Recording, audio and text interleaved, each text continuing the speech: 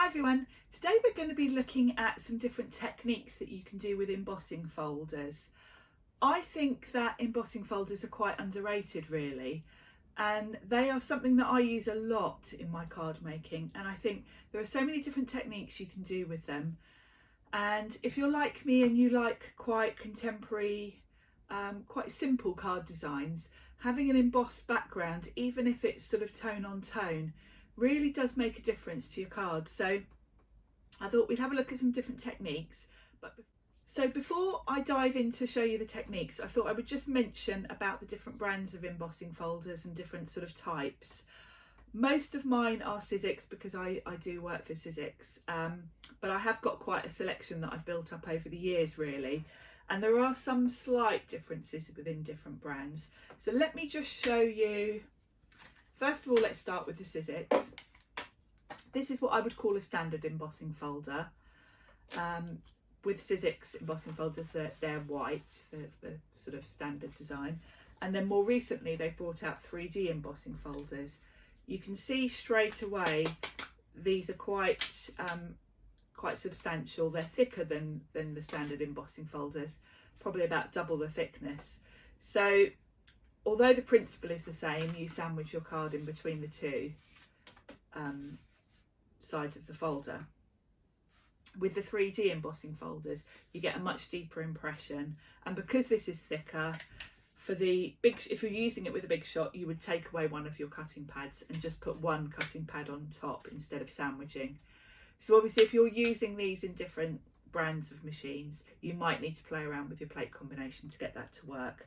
So those are the sort of Sizzix standard size. Sizzix do also make some larger A4 embossing folders. These are for use with the Sizzix Big Shot Plus.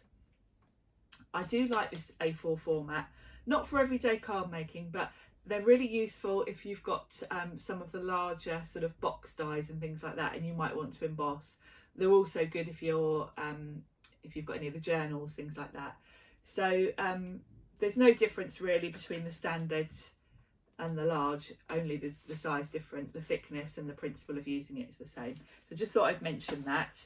Now I have got a few others that I've used. I've got quite a lot of Spellbinders embossing folders. I used to be on their design team, so I've got quite a lot of their stuff. Their embossing folders work on the same principle as the Sizzix standard. They are slightly larger though, but they are basically a kind of A5 size, so they still work in the standard size Big Shot. If you're using a Spellbinders Platinum machine, the Spellbinders Platinum machines come in two sizes, the same as the standard Big Shot and the Big Shot Plus. So the Spellbinders Platinum machine is an A4 machine. The Platinum 6 is the smaller format machine, which is kind of equivalent to the standard size Big Shot. I do find the Spellbinders are a little bit thicker actually, so you might need to play around with your plates to get the right thickness for using those, but they do have some really nice designs. So if you've got some of those, then the techniques I'm going to show you will work obviously for any of these. The only reason I'm showing you the different types is I didn't want you to perhaps have something different than I'm using and think that you can't use what you've got. The principles I'm going to be showing you work for any type of embossing folder, whatever the brand. Another one I've got actually, which I use a lot of Christmas, is this one from Creative Expressions. It's like a falling snow design. And this one's quite an unusual size. It's just over 20 centimetres squared. So I need to use my Big Shot Plus with this one because it's too wide to go through the standard Big Shot. But I thought I'd mention that in case those are the ones you've got. And before I start on the techniques, I will just touch on a couple of others. I'm not going to use them in this video, but while I'm sort of talking about the types of embossing folder, I thought I would just show you. Sizzix also have these type, which emboss and cut. It's basically a standard sized embossing folder, but in the centre, sort of embedded in the folder, is a thin die. So this will emboss that brick pattern and then cut out the window. Sizzix also do these in the 3D embossing folders. This is a Tim Holtz one, and it embosses this lovely flourish design, but it also cuts the outline of it out, so you've got it as a sort of die cut piece. So I just thought I'd mention those. That, well, some of the techniques would work on those, but we're not going to really particularly focus on those today. So that's just a quick overview of the different types, just so you are aware that embossing folders do come in all sorts of different sizes and sometimes thicknesses.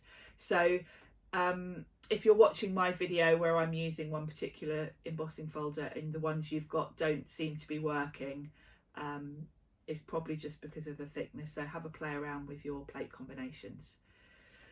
So now I've just touched on the different types, let's get straight to the technique. So I'll switch my camera around and we'll look at the first technique.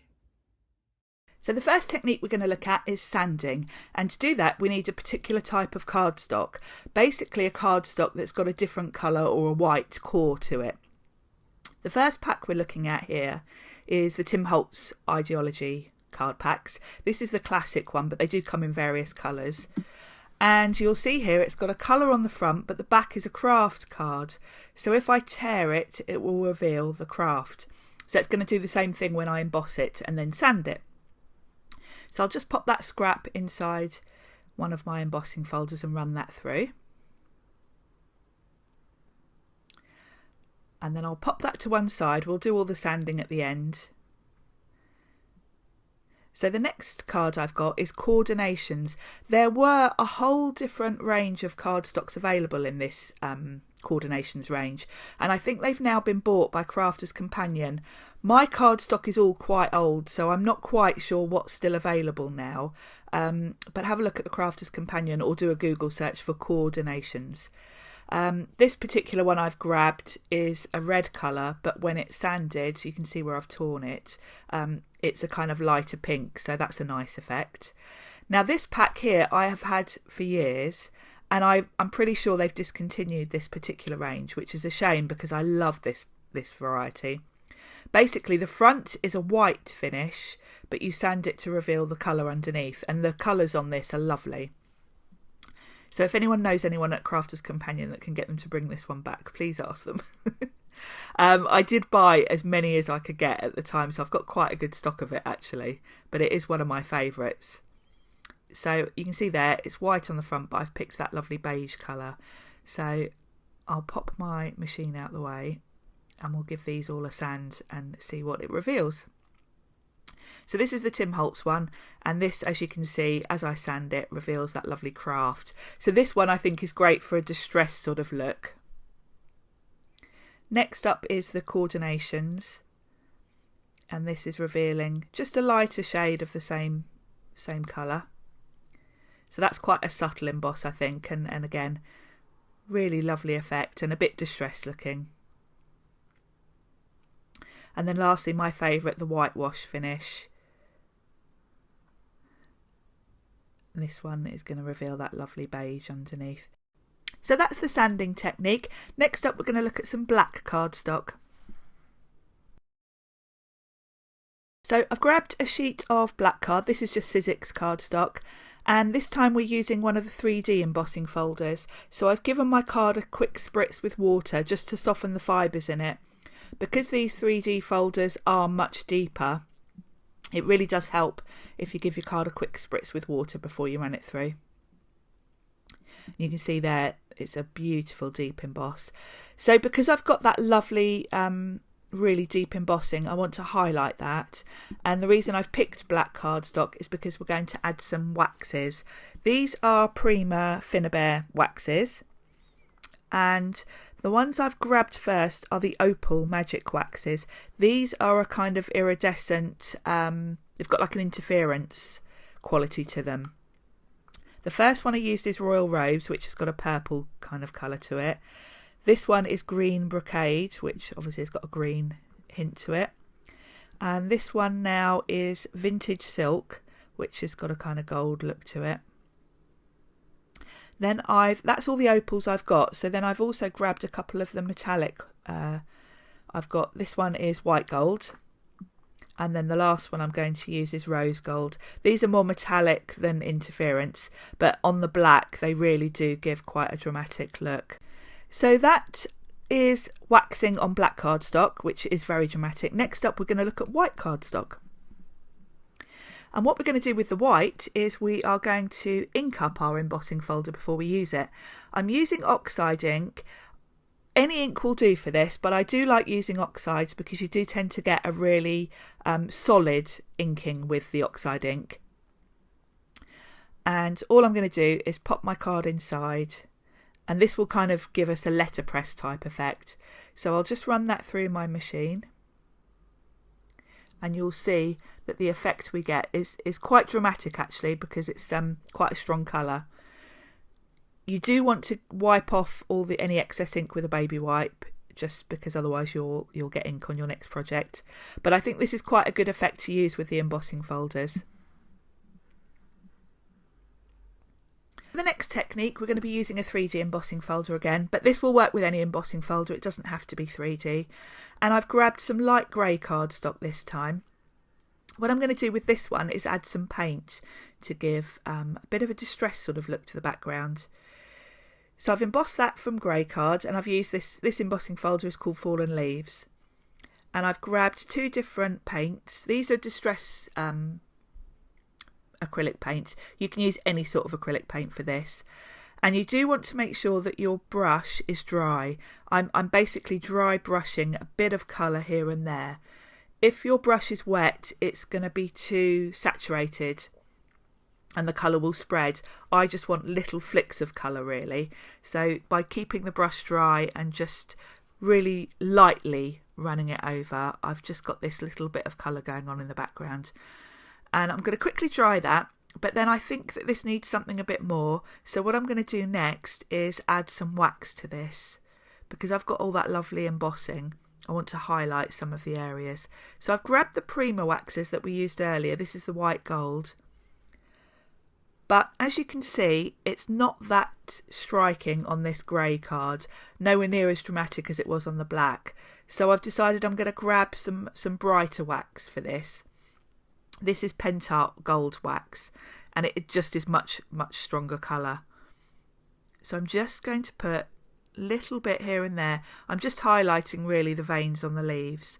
Don't be too heavy-handed with this, because you don't want to take away from those paint colours in the background. So I think this is a really nice sort of distressed looking background, and yet another technique for the embossing folders.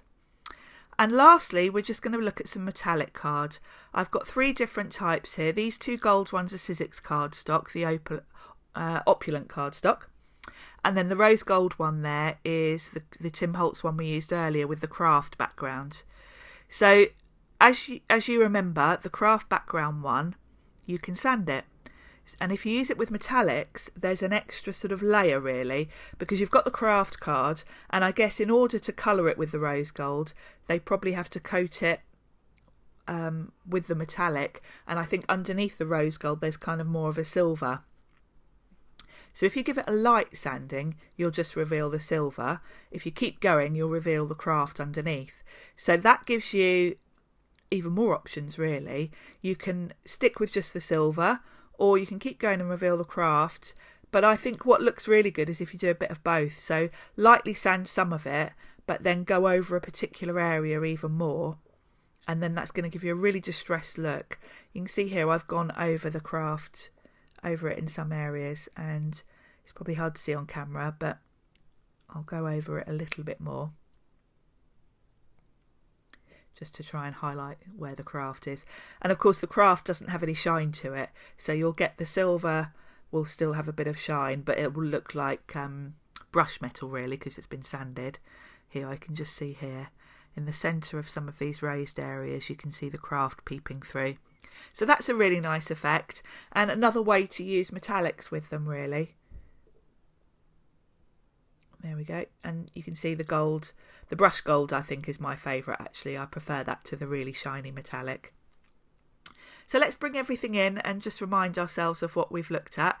So the first technique we did was sanding with the coordinations card, and we've got 3 samples there.